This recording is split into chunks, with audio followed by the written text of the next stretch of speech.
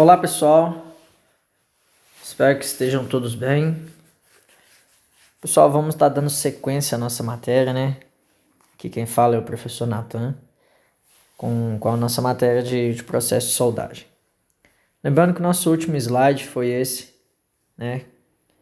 Que está sendo apresentado, onde damos início ao processo de soldagem para o eletrodo revestido, que é onde vamos estar dando uma ênfase maior, né? Estaremos falando propriedades mais a fundo sobre esse tipo de soldagem. É a soldagem mais comum e que muitos alunos aí já devem conhecer. Quem não conhece, né, vai estar gostando também. É um assunto muito legal, correto? Então, como aqui nós estávamos falando, aí a fonte, né, geradora de energia, que é conhecido como máquina de solda, inversor elétrico, e é ela quem estará gerando a energia, né, do nosso processo, por esse processo, por eletrodo revestido ser um processo, né, com fonte energia elétrica. E na nossa máquina de solda sai dois cabos, ok? Esse cabo, um é de polo positivo e um de polo negativo. O de polo negativo nós falamos, né, popularizou como aterramento da máquina. Nele estaremos fazendo o aterramento, né, da peça, e no polo positivo estaremos ligados ao porta-eletrodo, também conhecido e popularizado como alicate de solda. É ele que se fixa o eletrodo, né, a vareta do eletrodo revestido, correto? Então o cabo terra ele deve ser prendido, né, na peça ou na bancada na qual a peça está conectada, correto? Para tudo estar interligado o aterramento. E ao aproximar a ponta do eletrodo sobre essa peça aterrada, vai estar gerando a abertura do arco elétrico e nele gerando o processo de soldagem, correto? Podemos ver na imagem que o soldador aí está usando os EPIs, né, que é a máscara de solda, a luva, o avental, e tem os equipamentos de limpeza. Esse processo ele gera o que chamamos de escória, também popularizado como casca da solda, correto? E essa casca ela é indesejável quando desejamos fazer outros cordões ou outros passes de solda umas sobre as outras. Então deveríamos arrancar, né, essa casca, né, essa escória que é gerada no processo através de umas picaretas, como podemos ver na imagem, né? E após arrancar, né, retirar essa escória, nós passamos a escova de aço para estar limpando toda a solda que foi feita. Então aqui falando sobre as vantagens, né, de um processo com eletrodo revestido. É um equipamento muito simples, portátil e barato. Então esse processo, ele, além de ser barato, os equipamentos são pequenos, né? Antigamente tínhamos o que o povo chamava de besorrão, que eram as máquinas de solda antigas, né, maiores, pesadas. Hoje em dia temos as inversoras elétricas, que são, né, maquininhas muito pequenas, bem portáteis mesmo. Tem máquinas que você carrega até com alça, ok? Onde você põe uma correia nela e pode carregar ela no ombro e vai fazendo a sua solda. Então é um equipamento muito simples. A ajustagem dele é somente o ajuste de amperagem, correto? Que varia de acordo com a espessura da chapa, o material que você está soldando, o tipo de eletrodo.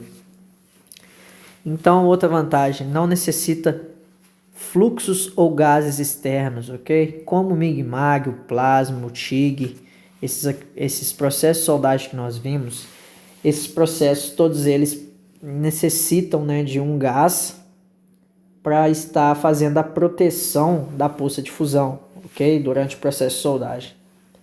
No eletrodo revestido não há necessidade desse gás, porque o próprio revestimento ele tem a característica e a função de estar fazendo a função do gás. Então o revestimento, quando ele derrete, né, quando ele está sendo liquidificado junto à solda durante o processo, né, na poça de fusão, ele mesmo gera os gases que estarão protegendo o arco elétrico, né, e a poça de fusão durante o processo. Então, nós não necessitamos do gás devido o revestimento fazer esse papel, além de fazer outros demais papéis também, que é o revestimento. Estaremos explicando isso quando formos falar dos eletrodos. É pouco sensível à presença de corrente de ar, que é o trabalho no campo. Então, né, vocês podem ver serralheiros, por exemplo, trabalhando em alto de prédios, fazendo coberturas e tudo. Então, ela não é tão sensível, né? Significa o quê? Que ela não é tão receptível, né, ao vento estar passando por ela, ao ar estar passando por ela, né? Então isso não atrapalha tanto o processo assim como nos outros processos de soldagem. É um processo muito versátil em termos de materiais soldáveis, certo? Então, né, ele é muito simples de estar fazendo, é bem versátil mesmo a forma com que é feita. A facilidade para atingir a área de acesso restrito, devido aos equipamentos serem pequenos, né, o aterramento à distância, todo e demais tipo de obstruções que temos pelo caminho, com esse tipo de soldagem facilita muito a locomoção e o acesso para estar fazendo essa soldagem. Aplicação difícil para materiais reativos, então, né, temos essa aplicação aí que atrapalha um pouco quando esse material é reativo. Então, se o material ele reage, né, com certa dificuldade, nós temos essa aplicação um pouco difícil dos materiais. Aí estamos falando já, né, das desvantagens, que é a produtividade relativamente baixa. Devido à troca de eletrodo constante, né, nós temos a vareta de eletrodo e ela vai se derretendo. Quando ela chega num determinado estágio, né, num determinado porcentagem do tamanho nominal do eletrodo, lembrando que varia, né, de acordo com cada fabricante, nós temos que parar, interromper o nosso processo e trocar o eletrodo, correto? Então é uma produtividade aí relativamente baixa quando comparado a outros demais processos de soldagem.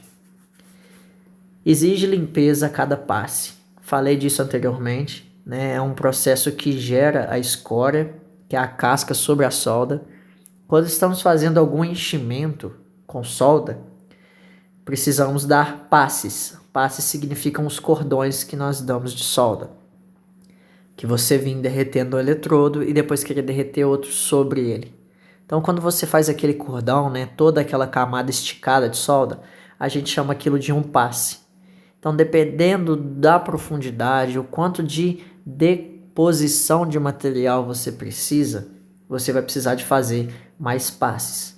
Então, esses passes aí, a cada passe, necessita-se de fazer a limpeza, que é a retirada da escória, correto?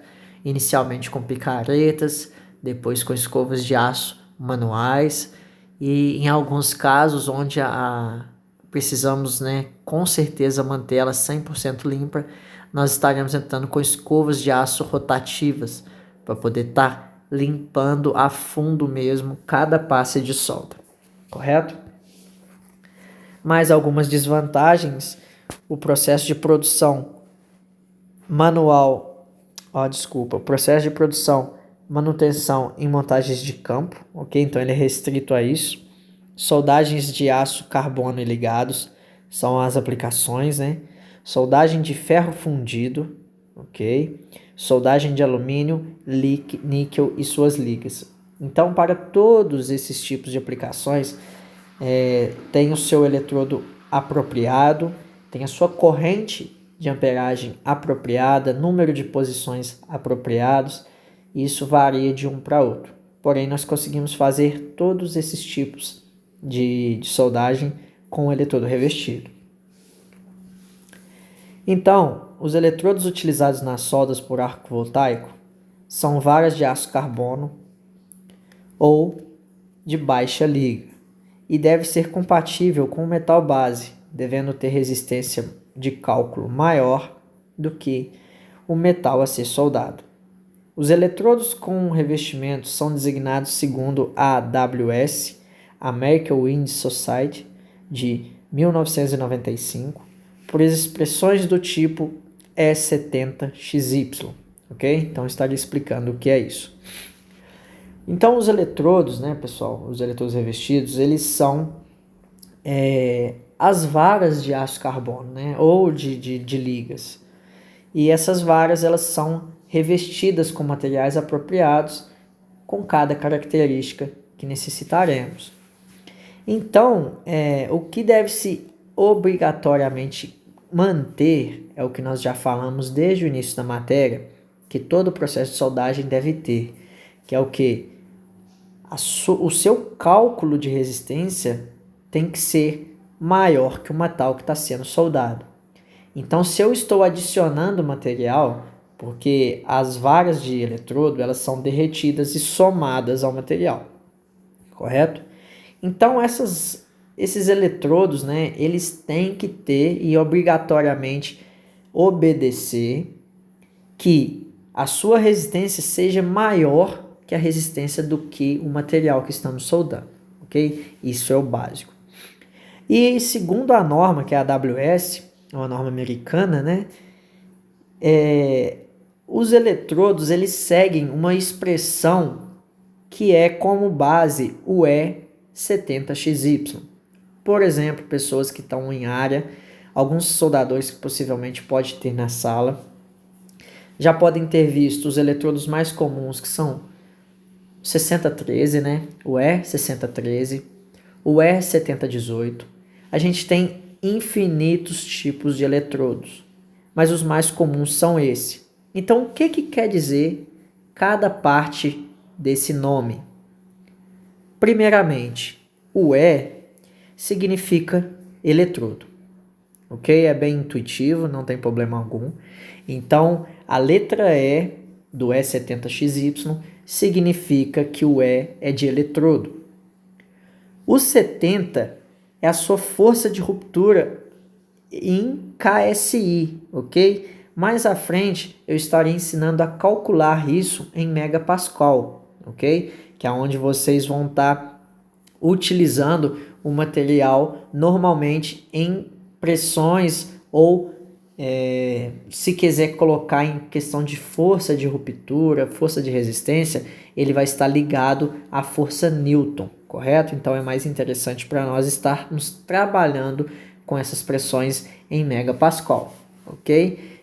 Em média, um eletrodo E6013 ele está variando entre 480 a 560 megapascal, ok? Um ferro doce, um aço doce, um ferro mecânico doce, ele aproximadamente está em torno de 400 a 440 megapascal. Então, podemos estar soldando esse tipo de aço com o eletrodo E6013, porque o E6013 ele tem resistência de cálculo maior que o próprio material que estamos soldando. Então, continuando aqui, o 70 é um valor, né? É uma força de ruptura. Significa o quê? É uma tensão máxima que esse material vai aguentar, né? O eletrodo vai aguentar se romper, correto?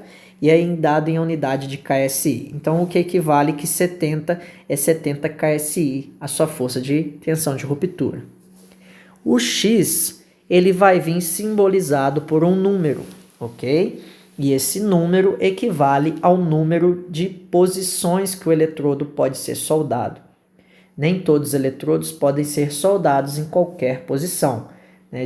Temos que obedecer algumas posições, que a forma gradativa, né? É o fluxo com que o processo intervém e diz para mim que eu posso ser feito sem problema algum, sem inclusão de escória, respingos em alta elevação. Então, tudo isso é indicado com a posição de soldagem. Por exemplo, é 7018. Então, 7018. O X equivale ao número 1. O número 1, em posição de soldagem, ele equivale a qualquer posição. Então, quer dizer que o E7018 e o E6013, eu uso os dois como exemplo, porque são os mais comuns, tá, pessoal, que a gente vê. Todos dois eles podem ser soldados em qualquer posição, ok? Nós temos a posição vertical, plana, horizontal, vertical ascendente e descendente e sobre cabeça, ok? São as posições que nós temos de soldagem. Então, A1 significa que é em qualquer posição. A2 vai ser em posição horizontal, A3 horizontal e plana, e A4 sobre cabeça, correto? Então nós temos mais números aí equivalentes ao número de posição que pode ser feito esse tipo de soldagem com o eletrodo. Isso equivale ao número que está demarcado ali com a letra X, é o número que teremos ali. O número Y, né, por exemplo, é 7018, então o Y equivale ao 8. O 8 é o tipo de corrente e o tipo de revestimento que está no nosso eletrodo. Isso é tabelado, correto? Temos a tabela para estar vendo o tipo de corrente e o tipo de revestimento, qual é a função dele, quais as características dele.